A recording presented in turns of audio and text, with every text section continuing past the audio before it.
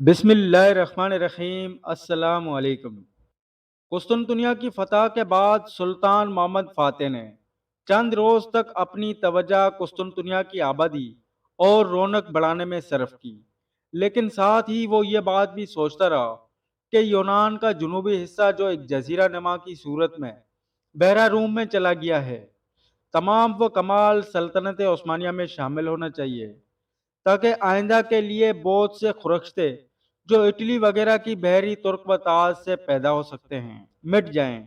لہذا فتح قسطنطنیہ سے اگلے سال سلطان محمد فاتح نے جنوبی یونان کی چھوٹی چھوٹی خود مختار ریاستوں کو فتح کر کے سلطنت عثمانیہ میں شامل کیا۔ اسی جنوبی یونان میں ایک چھوٹی سی ریاست قیصر قسطنطین کی اولاد نے قسطنطنیہ سے فرار ہو کر قائم کی تھی۔ اس فتح کے بعد قیصر قسطنطین کے بعض ارکان خاندان نے جو یہاں موجود تھے اسلام قبول کر لیا تھا۔ پہلے یہ بات بیان ہونے سے رہ گئی تھی کہ جب مسلمانوں کی فوج نے قسطنطنیہ کو فتح کر لیا تھا اور تمام ملا فتح کی خوشی میں اپنی کشتیوں کو چھوڑ چھوڑ کر شہر میں داخل ہوئے، تو شہر کے عیسائیوں نے جو باہر نکل سکے بندرگاہ میں پہنچ کر ان عثمانی کشتیوں کو جو بندرگاہ میں کھڑی تھی اپنے فرار کا ذریعہ بنایا اور انہی عثمانی کشتیوں میں سوار ہو کر درا دانیال کے راستے جنوبی یونان اور اٹلی کی جانب بھاگ گئے۔ جنوبی یونان کی فتح سے فارغ ہو کر سلطان نے ریاست وینس کی طرف توجہ کی، مگر اس ریاست نے دب کر سلطان سے صلح کا عہد نامہ کر لیا۔ سن 601 ہجری میں قسطنطنیہ کے شاہی خاندان کا ایک شخص موسمی قوم نینی جو صلیبی حملہ آوروں کے مذکورہ ہنگامے میں قسطنطنیہ سے نکال دیا گیا تھا، اس نے بحیرہ سود کے جنوبی ساحل پر مقام ایبوزون میں مقیم ہو کر اپنی جداگانہ چھوٹی سی عیسائی ریاست قائم کر لی تھی۔ اس ساحلی ریاست کی طرف سے کسی نے زیادہ التفات نہیں کیا اور 250 سال تک وہ حکومت اس طرح قائم رہی کہ جب کسی مسلمان فرما روا نے اس کی طرف توجہ کی، اس نے فوراً انقیادہ و فرما برداری کی گردن جھکا دی، اور جب مسلمانوں کو خانہ جنگی میں مصروف ہونے کا اتفاق ہوا، وہ باج و خراج کی قید سے آزاد ہو گئی۔ ایشیا کوچک پر ترکوں کا قبضہ ہو گیا تھا، لیکن تر ایبازون کو انہوں نے اس کے حال پر رہنے دیا تھا جو ان کے مقبوضہ علاقے کی شمالی و مشرقی سرحد تھی۔ اب فتح قسطنطنیہ کا واقعہ ایسا نہیں تھا کہ اس کا اثر طرز ایبازون کے عیسائی فرما روا کے دل پر نہ ہوا ہو، جو قیصر قسطنطین کا رشتہ دار اور اس سے کامل ہمدردی رکھتا تھا۔ طرز ایبازون کا یہ عیسائی فرما روا اس لیے اور بھی زیادہ مقدوش ہو گیا تھا کہ وہ ایران کے ترکمان بادشاہ حسن طویل کا خسر تھا۔ حسن طویل نے تمام ملک ایران اور ارمینیا پر قبضہ کر لیا تھا۔ وہ ایک طاقتور بادشاہ سمجھا جاتا تھا، لہذا ایران کی ترکمان سلطنت ایشیا کوچک کی عثمانی سلطنت کے لیے کسی وقت بھی موجب خطرہ بن سکتی تھی، اور تار ایبازون کی عیسائی ریاست کو کافی موقع میسر تھا کہ وہ عثمانی سلطنت کے لیے مشکلات پیدا کرنے کی تدابیر سوچے۔ سلطان محمد فاتح عیسائی قیصر کی ریشہ دوانیوں سے واقف تھا، اس لیے اس نے یہی مناسب سمجھا کہ اس ناسور کو پہلے ہی شگاف دے دیا جائے اور جو کچھ ہونا ہو وہ ابھی ہو جائے۔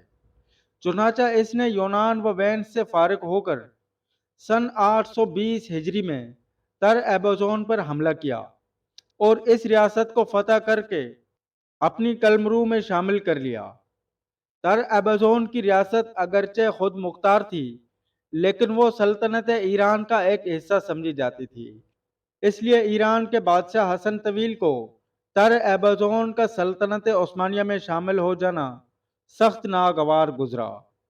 مگر چونکہ سلطان محمد فاتح نے تر ایبوزون کی عیسائی ریاست کو اپنی حکومت میں شامل کر کے حسن طویل شاہ ایران کی حدود میں کوئی مداخلت نہیں کی، اس لیے اس وقت سلطنت ایران سے کوئی جھگڑا نہ ہوا، مگر بعد میں دلوں کی قدورت کا اظہار تیر و شمشیر کے ذریعے سے ہوا۔ بہرحال یونان اور ایشیا کوچک کی طرف سے فارغ ہو کر سلطان محمد فاتح سن 860 ہجری میں قسطنطنیہ واپس آیا اور یہاں آتے ہی سرویا اور اس کے بعد بوسنیا کی طرف متوجہ ہوا۔ یہ علاقے پہلے بھی حکومت عثمانیہ میں شامل ہو گئے تھے، لیکن آج کل ان باج گزار فرما رواؤں سے علامات سرکشی ظاہر ہونے لگی تھی، لہذا سلطان محمد فاتح نے ان روز روز کے جھگڑوں کا فیصلہ کر دینا مناسب خیال کیا۔ چنانچہ سرویا اور بوسنیا کو فتح کر کے سلطنت عثمانیہ کے صوبے قرار دے کر وہاں اپنی طرف سے عامل مقرر کر دیے۔ چونکہ ہنی داس بادشاہ ہنگری کے ساتھ معاہدہ صلح کی میعاد ختم ہو چکی تھی اور وہ سلطنت عثمانیہ کے خلاف جنگی تیاریوں میں مصروف اور یورپ کی دوسری عیسائی طاقتوں سے امداد طلب کر چکا تھا، اس لیے سلطان محمد فاتح نے ضروری سمجھا کہ ہنگری پر خود حملہ آور ہو۔ چنانچہ سن 861 ہجری مطابق جولائی سن 1456 عیسوی میں عثمانی فوجیں ہنگری کی جانب بڑھی۔ فتح قسطنطنیہ کے بعد عیسائی سلاطین اور عالم عیسائیت سلطنت عثمانیہ کی نسبت غیظ و غضب کے جذبات سے لبریز تھا۔ ساتھ ہی سب کو خیال تھا کہ اگر سلطان محمد فاتح نے بلگریڈ دارالسلطنت ہنگری کو بھی قسطنطنیہ کی طرح فتح کر لیا تو پھر مغربی یورپ کی خیر نہیں، لہذا ہر ایک ملک سے عیسائی فوجیں بلگریڈ کو بچانے کے لیے آ کر جمع ہو گئیں۔ سلطان محمد فاتح راستے کے شہروں اور قبضوں کو فتح کرتا ہوا بلگریڈ تک اپنی فوج کو لے گیا اور جاتے ہی شہر کا محاصرہ کر لیا۔ ادھر ہنی داس بھی بہت تجربہ کار سپہ سالار تھا، اس نے بڑی قابلیت کے ساتھ مدافعت شروع کی۔ آخر بہت کشت و خون اور جنگ و جدل کے بعد عثمانی لشکر شہر کے ایک حصے میں داخل ہو گیا۔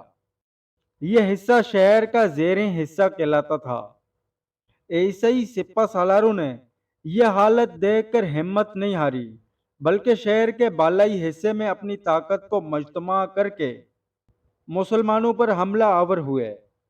شہر میں داخل ہونے والے اسلامی دستے نے شہر کے اندر خوب جم کر مقابلہ کیا اور 6 گھنٹے کی مسلسل شمشیر زنی کے بعد اپنے آپ کو رات کے وقت شہر کے اندر خطرے میں دیکھ کر شام ہونے پر پسپا ہوئے اور شہر سے نکل کر اپنے کیمپ میں آ گئے۔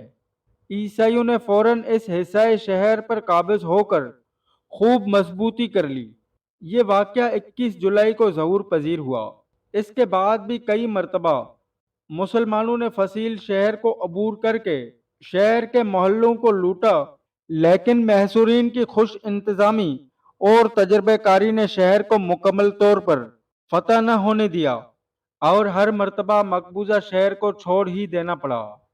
آخر 16 اگست کو سلطان محمد فاتح نے بذات خود شہر پر ایک فیصلہ کن حملہ کیا۔ اس روز شہر کے فتح ہونے میں کوئی کسر باقی نہ تھی کہ ہر ایک موقع پر جہاں سلطان خود مصروف شمشیر زنی تھا اور بہت سے عیسائی سرداروں کے سر اپنی شمشیر خارا شگاف سے اڑا چکا تھا اور ہنگری کے بادشاہ ہنی ڈاس کو بھی زخمی کر کے اپنے سامنے بگا چکا تھا، ایک عیسائی کے ہاتھ سے زخمی ہوا۔ عیسائی کی تلوار نے سلطان محمد فاتح کی ران کو زخمی کیا۔ زخم چونکہ شدید تھا اور سلطان گھوڑے کی سوار یا پیدل چلنے سے معذور ہو گیا، اس کو پالکی میں ڈال کر اس جگہ سے واپس لے آئے۔ سلطان کے اس طرح زخمی ہو کر اور پالکی میں پڑھ کر خیمے کی طرف واپس ہونے سے فوج میں بدولی پھیل گئی اور اس کا زخمی ہونا فوج سے پوشیدہ نہ رہ سکا، لہذا عثمانی لشکر جو قدم قدم پر عیسائیوں سے لڑتا اور ان کو پیچھے ہٹاتا ہوا شہر کے اندر بڑھ رہا تھا، اب خود پسپا ہونے لگا۔ یہ رنگ دیکھ کر عیسائیوں کی ہمت بڑھ گئی اور انہوں نے پورے جوش و خروش کے ساتھ حملے شروع کر دیے۔ ان کا بادشاہ ہنی داس بھی اگرچہ سلطان کے ہاتھ سے زخمی ہو کر پہلے فرار ہو چکا تھا، لیکن اس کے زخمی ہونے کا علم تمام عیسائی لشکر کو نہیں ہوا تھا۔ نیز یہ کہ ہنی داس کے سوا اور بھی کئی سپہ سالار جو غیر ملکی فوجوں کے افسر تھے، لڑائی کی ذمہ داری اپنے اوپر محسوس کرتے تھے، ادھر سلطان محمد فاتح خود ہی تمام لشکر کا سپہ سالار اعظم تھا۔ اس کا زخمی ہونا لشکر پر اثر ڈالے بغیر نہیں رہ سکتا تھا۔ اس مرتبہ عیسائیوں کا حملہ اس قدر سخت تھا کہ مسلمان شہر سے نکل کر بھی اپنے کیمپ میں قائم نہ رہ سکے اور زخمی سلطان کو لے کر قسطنطنیہ کی جانب چل دیے۔ اس طرح مسلمانوں کی فتح مبدل بشکست ہو گئی اور شہر بلگریڈ پر مسلمانوں کا قبضہ ہوتے ہوتے رہ گیا۔ لشکر عثمانیہ کی اس پسپائی یا شکست کا یورپ پر بہت اثر پڑا اور تمام عیسائی ممالک میں خوشی کے جشن منائے گئے۔ لیکن اس واقعے کے 21 روز بعد ہنی داس اپنے زخموں سے جاں بر نہ ہو سکا۔